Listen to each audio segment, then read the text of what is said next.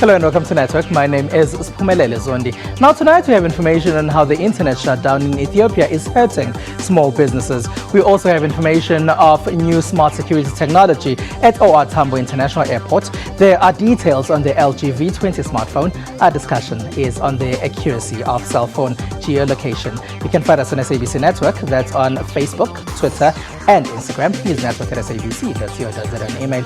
Let's start with your technology and social media news.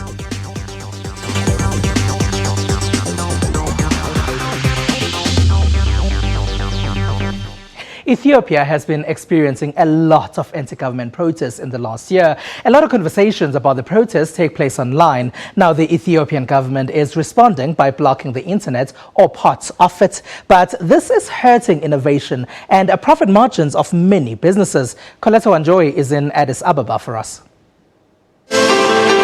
Solomon Nigusu is a computer programmer and sells applications online. Part of his job is to order machine parts online for clients. However, since 5th of October, when mobile data was switched off by the government, the business has been struggling. The business is slowing down because we cannot get deliveries on time. We cannot order parts on time. But according to the programming aspects, it's all gone. It's all done for now. So once the internet comes back, we're just going to have to revive it all over again. So that part is done. Ordering machines online is now much slower, and it takes Solomon a month to deliver to clients, whereas before it would only take a week. We are not even at that level where we say we're growing here in Ethiopia, I suppose. So that hurts us very much because the technology was just on its first step, and now it's just declining, and people are going back to the old days, and it's kind of hard to be in the ICT business when it's not growing anymore. Ethiopia has only one telecommunication company owned and run by the state, allowing the government to easily control internet usage. A recent report has revealed that lower internet speeds and access to the internet could impact Ethiopia's GDP by around $6.6 million. And low to medium connectivity would dent the country's economy by an estimated $0.6 million. The government, however, insists the shutdown is for security reasons. When the government assesses the situation and feels that mobile data services could go ahead without threatening the implementation of the state of emergency, then it will immediately switch it on. Food delivery services, online sales are all disabled as citizens cannot make orders from their phones like before. Internet can only be accessed by those who have fixed Wi-Fi in their offices and in big hotels. However, some hotels are now taking advantage and charging as much as $2 per hour for Wi-Fi. Even where Wi-Fi can be accessed, internet is highly filtered. Sites like Facebook, YouTube and WeTransfer have been completely blocked. While in cyber cafes, internet is very slow. But even if full connectivity is restored, many who rely on the internet for work are concerned it could take a long time for their businesses to recover. OR Tambo International Airport in Kempton Park has a new high-tech security scanner. This is the first time in Africa. They say it will help reduce the possibility of terrorists getting on the flights. If you ever travel through OR Tambo International Airport, you could soon start having very little interaction with security personnel. That's because they now have this smart security machine, which is self-service. The technology will be able to help us in terms of making sure that we are thorough, but also we're efficient in terms of identifying key risks. So the scanners will ensure that you don't take your laptop out of the bag. You will then go through this scanner, which will detect when passengers have harmful objects on their body. The high-tech nature of this machine is believed to help in the reduction of terrorism. We've got the security scanners, which are the body security scanners, which the passenger walks through himself. Then we've got what's called CT technology for the hand luggage, where the luggage is 3D scanned. But we've also got around that we've built the technology of the tray return system and the tray handling system, but it's in the specific shape such that the agents and passengers are always in control of the process. It will no longer require body frisking by security personnel. With this investment now, we'll be able to ensure that passengers are still processed quickly, faster, with less of an inconvenience. The petting will be a thing of the past. The searches will be less intrusive, will bring more dignity to passengers. So the focus is on the passenger, but yet at the same time maintaining that balance of ensuring that we remain, compliant to, to the highest standards of security. OR Tambo International Airport is the first airport in Africa with a smart security system. There's only one at the moment. It will be piloted for 3 months to determine whether more are needed. In the last week, we were at GovTech in Midrand to hear all about how government hopes to better serve the citizens of South Africa through better internet access. Different types of technology systems that can be brought in to help government produce better services to South Africans were discussed at this year's GovTech, which recently ended in Midrand. Those at the expo were also meeting to figure out how to assist South Africa's digital economy. SIT has been tasked with finding these solutions.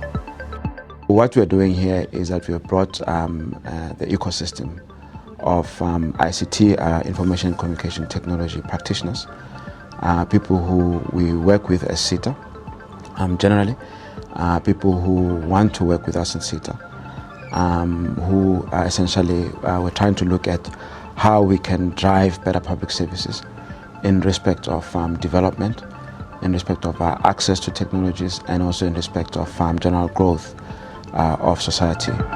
The transformation of government through ICTs was a big topic of discussion in plenary sessions. At the conference, the government said, connecting South Africans is a vital part of its strategy, as a digital inclusion can play a crucial role in including citizens. They say they need to come up with methods to close the digital divide and teach citizens about the best ways to utilize the tools they have. We can have infrastructure where we develop infrastructure, it's open access, the operators can utilize it so as to make the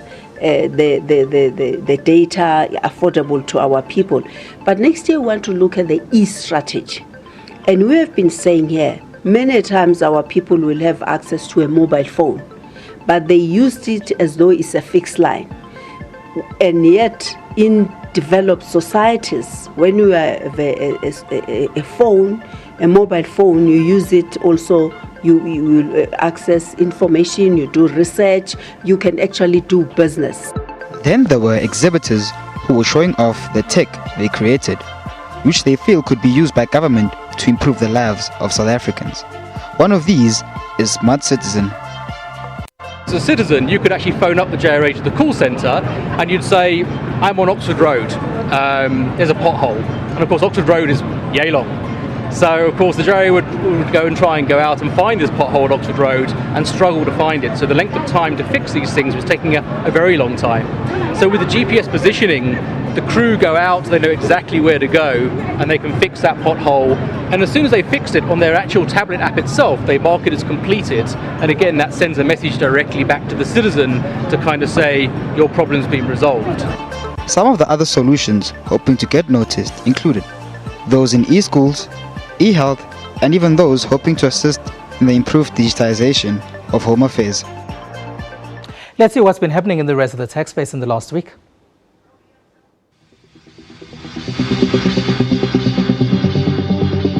The Matric Maths Paper 2, which was leaked in a school in Limpopo, was circulated via WhatsApp. According to the HTXT news site, the department's preliminary investigation revealed that one learner from Guyana obtained a rough copy of Maths Paper 2 exam. The department is still to decide whether there will be a rewrite. We not necessarily go for a rewrite. It depends on the size and scope of the leak. Discount Deals website Groupons has decided to shut its services down in South Africa.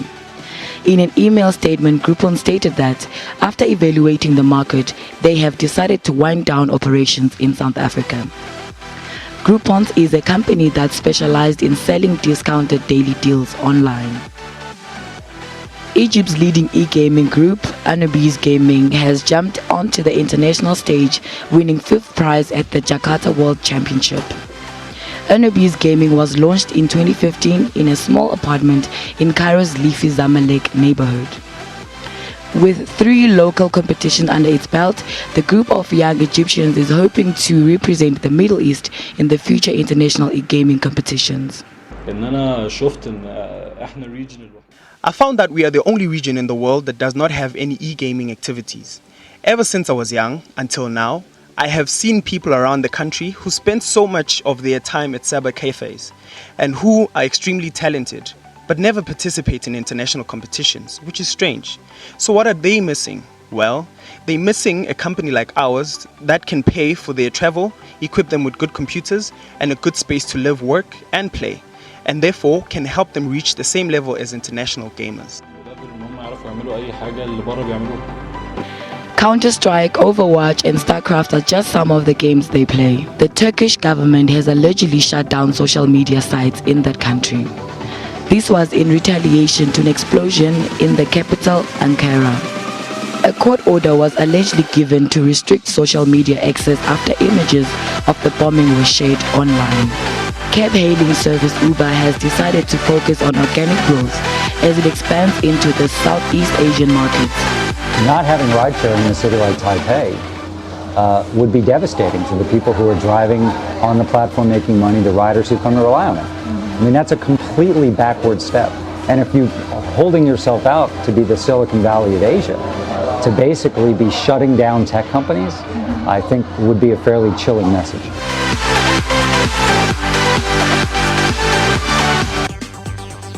It's SABC Network on Facebook, Twitter and Instagram. After the break, we chat geolocation with Cornelius Parkin. Stay with us.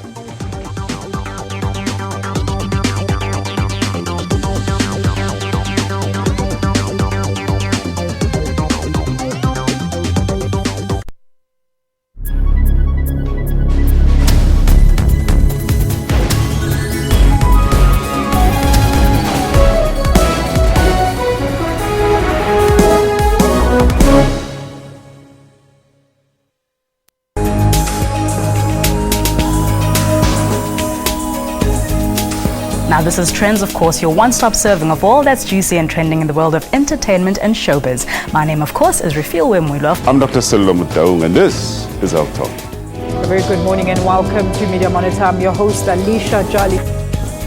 My name is Dumila Matez. William Mulabati. My name is Mpo Sedu. What time is it? It's question time. For your daily dose of current affairs, tune in to the SABC News Channel. The Goodman Gallery is celebrating 50 years promoting art from all sectors of life. Actively involved in social and political life of South Africa, and we really have been. It's been a fascinating place to be and to watch. Your personal style is synonymous to your signature statement. Style is unique. It is a representation of you, your personality, the things you like. It speaks on your behalf, and it just represents the kind of person that you are, your uniqueness. It's hilarious, you know, apart from anything else. It's the satire, the sort of commentary on what we kind of take for granted as we exist in daily life. Vote for Wonder Boy with your heart. Vote for Wonder Boy with your heart and dance at cinemas nationwide. For your weekly dose of arts and entertainment news, tune into Trends every Saturday from 12 to 1.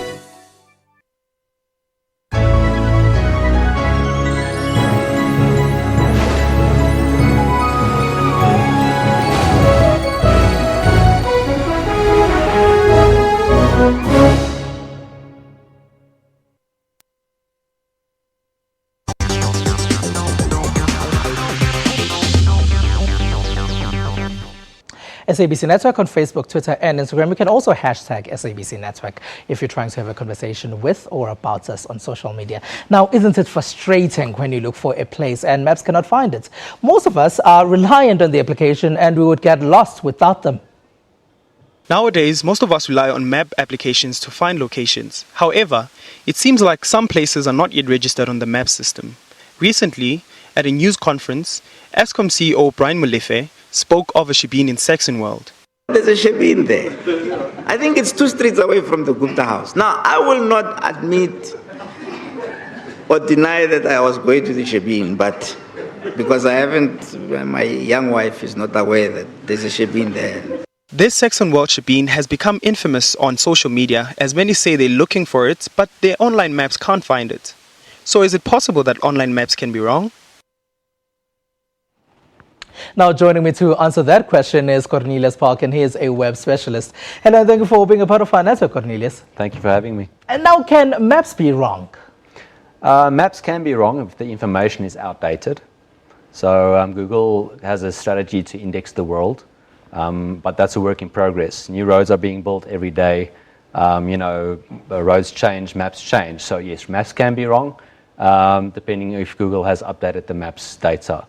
So in the case of Saxon World shebeen, the road has always been there, hasn't it? Yeah, so the possibility might be low. Yeah, that would be wrong. Yeah. Now let's just talk briefly about how geolocation actually works. What happens there?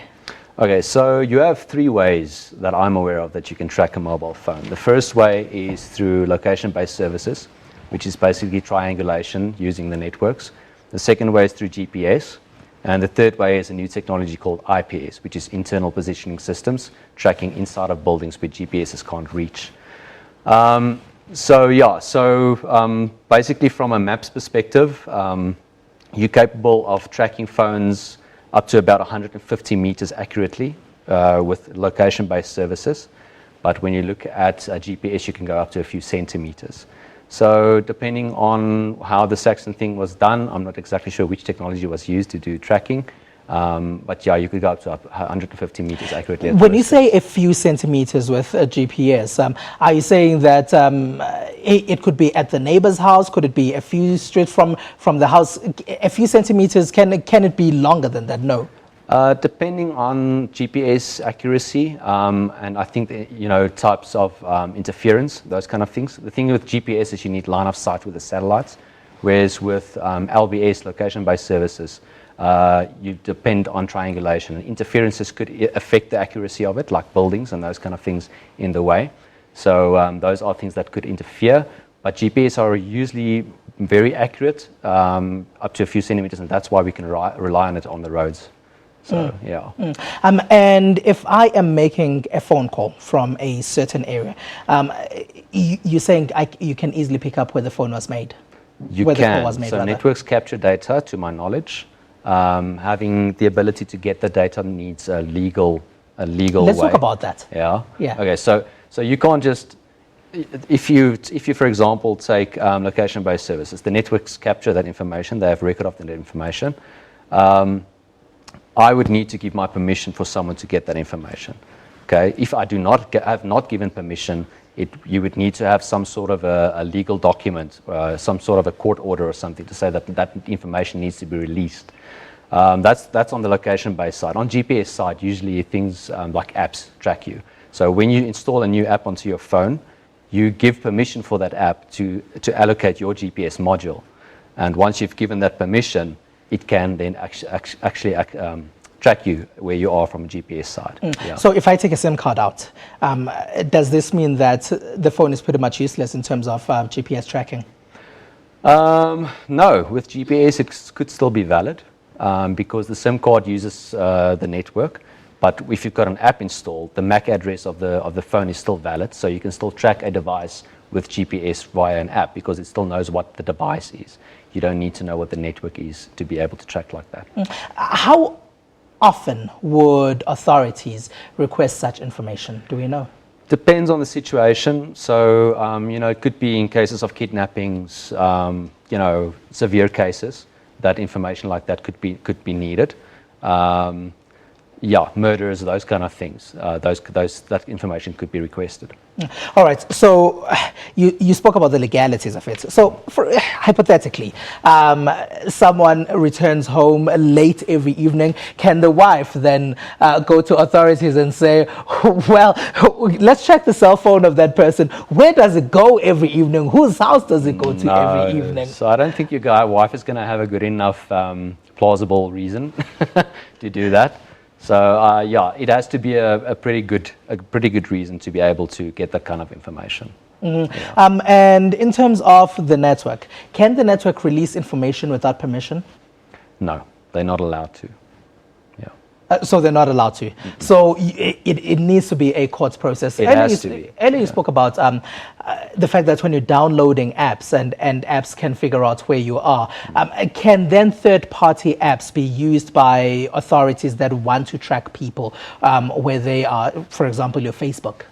I'm sure it can happen. That data is captured on a server somewhere. So depending on your contracts with your third-party vendors and those things, we all know that our information is shared with third parties, even though we didn't necessarily give permission for that to happen.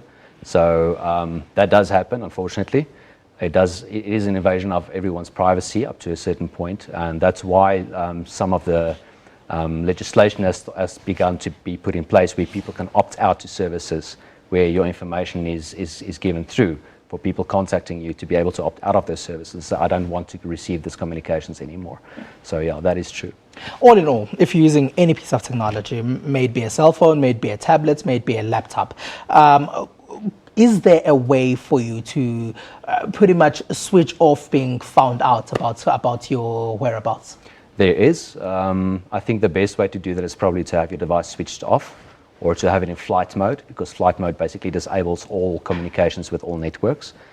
So flight mode or having a device switched off, battery taken out, depending on how extreme you want to go. But basically disabling network communication is the answer to do that. All right, Cornelius Parkin, thank you very much for being a part of our network tonight. Thank you for having me. All right, sure. Now this week, we caught up with Moti from band Mikasa to hear about his favorite gadget. Hey, what up everyone, this is Moti from Mikasa, and my favorite gadgets are my blender, and we all know what blenders do, right? To mix all that supplements and everything, the proteins and all that stuff, you know, keep it fit.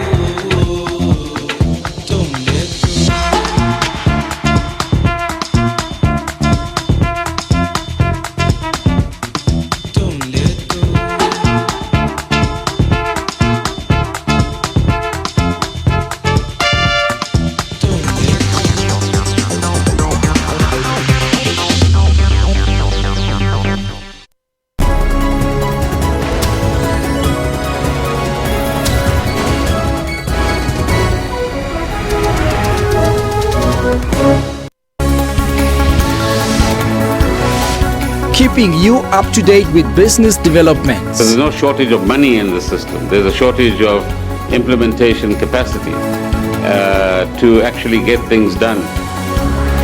Always on point with news of the day. May has promised radical social and economic reforms, fueling speculation over the future of current senior figures. On the ball every time with all sports codes. The Joburg side already have a quarter-final at home, and a victory against the Argentines will ensure home semi-final. Accurate weather updates after every bulletin. Stay tuned to News Today at 3 p.m. from Monday to Friday on SABC News.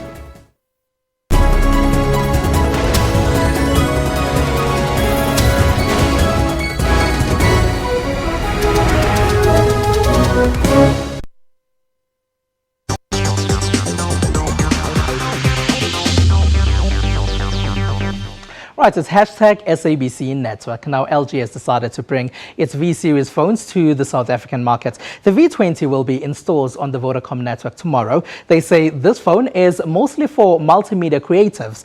We know that a lot of you run blogs, vlogs, and podcasts. So let's take a look. The last time LG released a phone, it was the G5, and it didn't do well. Now there's the LG V20, which is better than the G5 in many ways.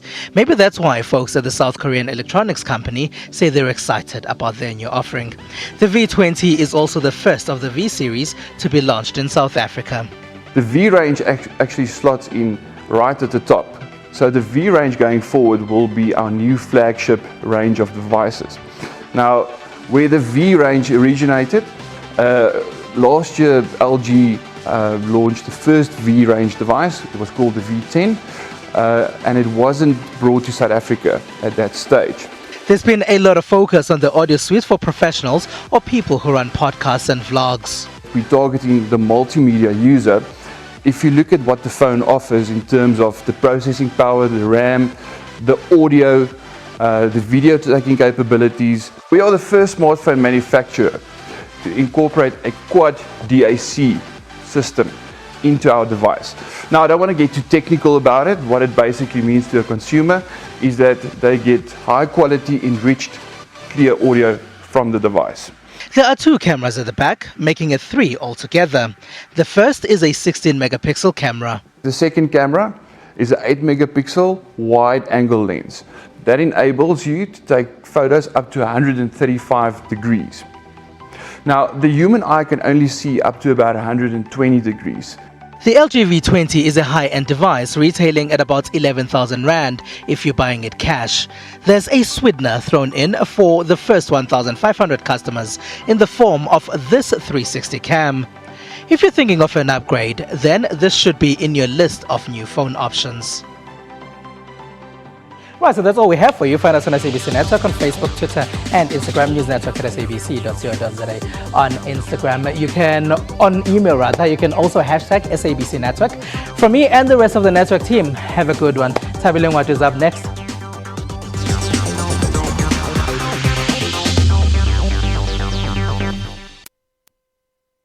SABC News on point with news around the world. Live transmissions to keep you informed. When history unfolds, we are there. At which Clinton and her supporters painted an optimistic portrait of America. Statues of the woman who led the march to the Union buildings in Pretoria in 1956 have been unveiled against the walls of the State Theatre in Pretoria. Sophie de Bruyn, Lillian Ngoyi, Helen Joseph and Rahima Musa led 20,000 other women to the Union buildings against the Dompasers in 1956. It is for the youth to take the baton that we have already handed over to them. What has happened to South Africa? Kutheni my posters. Stay tuned to News Today at 3 p.m. from Monday to Friday on SABC News.